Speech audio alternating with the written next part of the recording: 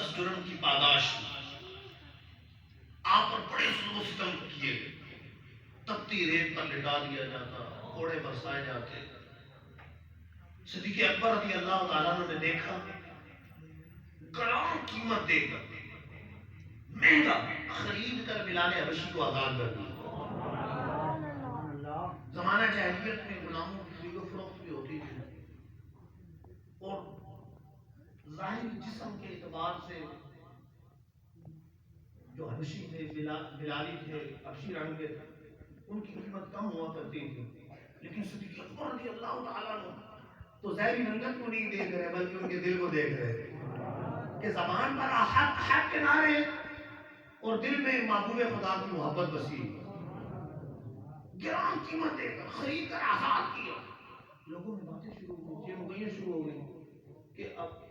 بلال کا ابو بکر پر کوئی احسان ہے، اس احسان کا بدلہ چکانے کے لیے اس طرح کیا۔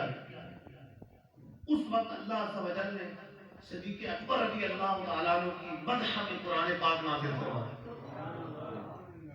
وَسَيُجَنَّبُهَا الْأَتْقَى الَّذِي يُؤْتِي مَالَهُ يَتَزَكَّىٰ، جو سب سے بڑا پرہیزگار اتقا ہے، وہ جہنم سے بہت دور رکھا جائے گا، اور جو اپنا مال اس لیے خرچ کرتا ہے، الَّذِي يُؤْتِي مَالَهُ يَتَزَكَّىٰ، رب کی نام میں مال اس لیے خرچ کرتا ہے تاکہ وہ ستھرا ہو جائے، اس کا رب اس کو پاکیزہ فرما دے، وہ رب کی رضا چاہنے کے لیے، کسی کا اس پر احسان نہیں، وہ رب کی رضا چاہنے کے لیے خرچ کرتا ہے۔ بچوں باتیں نہیں کرو، یہ بچوں کو ضرورت ہو خیال کیے بیٹا، باتیں نہیں ادھر، کسی کا اس پر احسان نہیں، وہ رب کی رضا چاہنے کے لیے خرچ کر رہا ہے، اللہ کی رضا چاہنے کے لیے خرچ کر رہا ہے۔ مختصر سی یہ جو کلام ہے، اس کو اگر دیکھا جائے